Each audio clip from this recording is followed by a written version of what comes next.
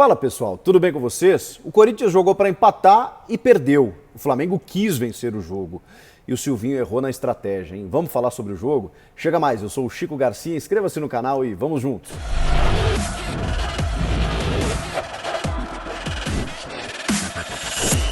Quando você vai jogar com o Flamengo no Rio de Janeiro, você coloca um pontinho lá como ganho, como conquistado. É sempre difícil encarar o Flamengo, que normalmente disputa o título, ainda mais no Rio de Janeiro. O problema são as circunstâncias desse empate. Se você conquistar esse empate. Nem isso o Corinthians conseguiu, porque seria muito difícil ficar sofrendo, chamando o Flamengo para o seu campo, tentando resistir até os minutos finais. E olha que quase deu certo, mas uma estratégia muito arriscada, que já se verificava em todo o segundo tempo, quando o Flamengo atacava, propunha o jogo, chegava com perigo, o Cássio fazendo milagres, bola na trave, o Bruno Henrique sendo perigoso e com situações de impedimento, ou seja, o Flamengo estava sempre próximo do gol e chegou tão próximo que em determinado momento acabou marcando. Um castigo cruel aos 48 minutos do segundo tempo para decretar uma vitória merecida e justíssima da equipe rubro-negra, que tentou vencer o tempo inteiro, mesmo quando estava com os reservas. O Renato Gaúcho, assim como fez o Abel Ferreira com o Palmeiras, resolveu preservar os seus titulares. Eu sei que ele tem 2 partidas ainda antes da final da Libertadores, mas ele está dando aquela mesclada. E o que ele fez, o Renato? Deixou no banco de reservas jogadores para que, no caso de uma eventualidade, se precisasse, se preciso for, alçasse mão da qualidade que ele tem no banco de reservas, no caso de titulares, né? Bruno Henrique, o Felipe Luiz, o próprio Michael, que é o artilheiro do Campeonato Brasileiro e que a gente já nem sabe se ele é titular ou reserva, nesse momento dá para colocar como um titular. Lá na frente vamos ver se ele vai escolher a volta do Arrascaeta ou o Michael, mas isso é um outro assunto para outro vídeo. Mas o fato é que Michael, Bruno Henrique, Felipe Luiz são jogadores que agregam demais. Ele tem que trocar ali o Davi Luiz, que tem saído no intervalo de todos os jogos por uma preservação, entrou o Gustavo Henrique também, e aí ele faz uma outra troca um pouco até, digamos, imprevisível, se bem que a gente já viu isso acontecer, o Rodinei. O Rodinei entra pelo lado direito, mas ele mantém o Mateuzinho. Agora estou esquecendo o jogador que saiu, não sei se foi o João Gomes, mas ele tirou um jogador de meio justamente para botar o Rodinei pelo lado direito mais ofensivo, como um ponta. A jogada do gol sai justamente por ali.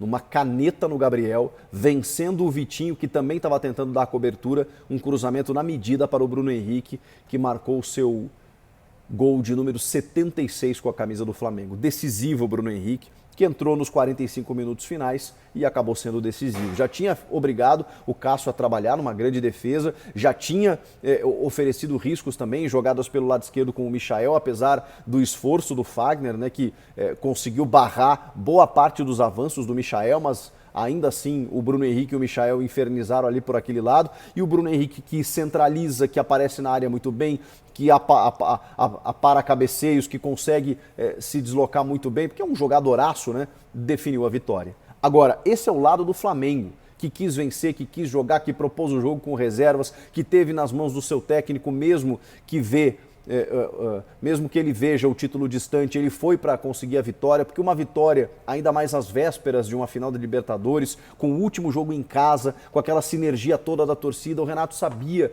como esse jogo era importante vencer, para dar confiança, para dar moral, tudo isso é verdade. Agora, o Corinthians não podia aceitar o que aconteceu em campo. E essa foi a sensação, de que o Corinthians aceitou. E de novo, você colocar um ponto contra o Flamengo no Rio é um ponto conquistado. Agora, você nem tentar vencer um Flamengo que escala reservas, você durante o jogo inteiro assistir o seu adversário jogar e já na metade do segundo tempo começar a fazer uma cera, amarrar o jogo como se aquele resultado fosse suficiente, isso é muito pouco. Isso é muito pequeno. O Corinthians estava com seus titulares. Com exceção do Giuliano, que sai no primeiro tempo e precisa, né, por conta de um desconforto muscular, vai ser avaliado ainda, né, nessa quinta-feira, mas o restante, um time todo titular, uma força máxima. E a postura foi de um time que se apequenou, que se contentava com o 0-0, tentando até o final garantir esse pontinho sem chutar uma bola no gol do Hugo. com exceção de uma tentativa do Roger Guedes já nos minutos finais, que a bola passa do ladinho assim, e foi só o que o Corinthians produziu. Só que aí tem mais um detalhe. A crítica ao Silvinho, ela não é necessariamente, ela não é apenas a postura do time, é a leitura tática de novo no decorrer das partidas, quando ele não consegue enxergar o que está acontecendo. E isso ele tem errado demais, porque quando você projeta, quando você planeja, faz o seu plano tático para um jogo, é ok você se abraçar em determinado momento nele, porque você, como diz o meme, tem um plano, ok. Só que o jogo, essa expressão é muito futebolística, né? É um organismo vivo ali, as coisas estão acontecendo a todo instante. Você depende do adversário também, você depende do contexto do jogo, você tem uma adversidade como a saída de um jogador como o Juliano ainda no primeiro tempo, e aí você tem que se ligar, cara, no que está acontecendo. Por exemplo, na saída do Juliano, o Silvinho tinha a possibilidade de ousar um pouco mais naquele momento, de tentar fazer uma troca para desestruturar um Flamengo que estava completamente dominante no jogo. Por quê? Porque, ao tirar o Juliano, escolher o Duqueiroz e não um jogador como o próprio Vitinho, que ele escolheu no segundo tempo, que não seria a minha primeira opção, mas que ele escolheu para ser ponta na segunda etapa. Por que não um Vitinho já para ter um pouco mais de circulação de bola ofensiva ao lado do Renato, para fazer a parceria ao lado do Renato sem o Juliano, ainda no primeiro tempo? Por que não o Luan, que tinha entrado bem contra o Cuiabá, e aí você dá uma confiança para o cara já desde o primeiro tempo? Ó, Luan, é com você, agora você vai ter 60 minutos para desenvolver o futebol do lado do Renato Augusto e tudo mais. Não, ele escolhe o Duqueiroz. E aí o problema não é o Duqueiroz, que é um bom volante, é um jovem da base, promissor, que fez bons jogos, que sabe sair, que tem essa cabeça erguida para fazer a transição quando o Gabriel fica, especialmente. O problema é que, taticamente, o time não funcionou. O time não ficou com a bola. Então, não fez nenhuma... não teve nenhum resultado a entrada do Duqueiroz na vaga do Juliano. Porque ele não conseguiu segurar a bola, ele não conseguiu fazer a transição, o Corinthians não ficou com a bola. O Corinthians só rebateu a bola ia e voltava, era só chutão pra frente. O Jô se tornou uma figura nula no jogo. E olha que eu aqui valorizei o Jô pelos últimos jogos, pela movimentação dele, por chamar a marcação, por fazer o pivô, por sair da área e buscar tabelamentos. Ele não conseguiu. Por quê? Porque no chutão a bola não chegava até o Jô e não passava pelo meio campo. O Renato Augusto, um cara que foi destaque no jogo contra o Cuiabá, também não tocava na bola. Ou seja, o coletivo arrebentou com o time e arrebentou inclusive com as individualidades. O Roger Guedes foi um cara que não conseguiu ter a jogada pessoal, o GP no primeiro tempo também não, aí ele tenta o Mosquito, que começa bem até o segundo tempo. Tem uma jogada pelo lado direito, na outra ele sofre uma falta, aí vem a cobrança de falta, numa intermediária em que é o máximo ponto que o Corinthians parece conseguir chegar. Na cobrança, a bola vai nas mãos do goleiro. Uma tomada, uma sequência de decisões erradas dos jogadores num plano tático que não funcionava, é óbvio que poderia resultar num Flamengo dominante, trocando passes, circulando a bola até conseguir o seu gol, como aconteceu lá no final.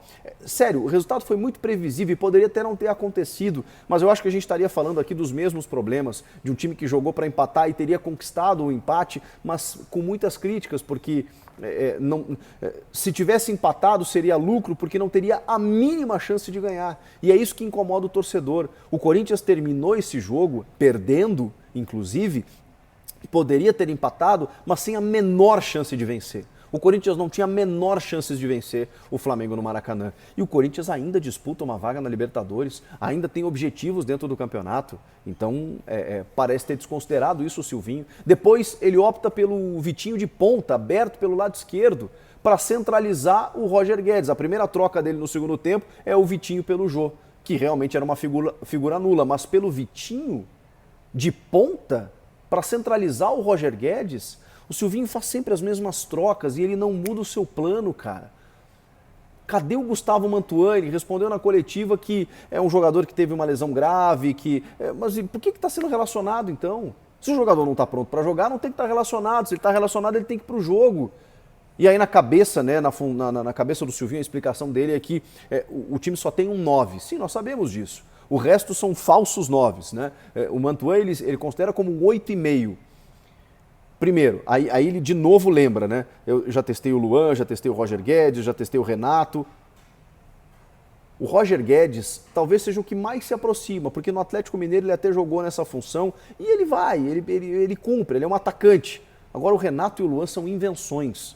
O Luan já jogou esporadicamente, o Renato já jogou esporadicamente, mas eles não têm como a função de referência no ataque as suas principais funções, as suas prioridades táticas. Não são dali. O Mantuan com o Mancini jogou de falso 9 e deu certo.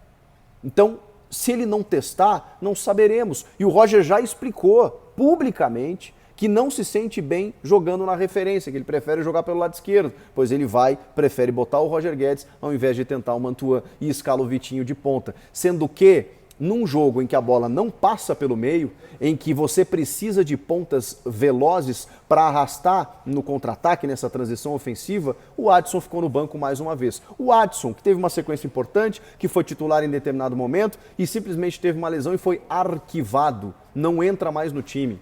Então essa sequência de erros é que vão aumentando ou diminuindo, né, melhor dizendo, a paciência do torcedor.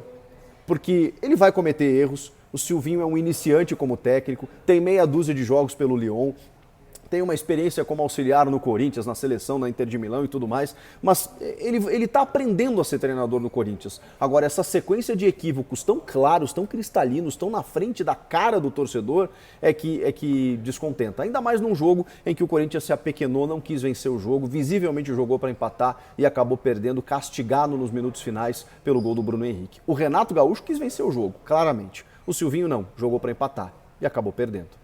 Se faltou algo a dizer, comenta aqui, inscreva-se no canal, eu volto na próxima. Tchau!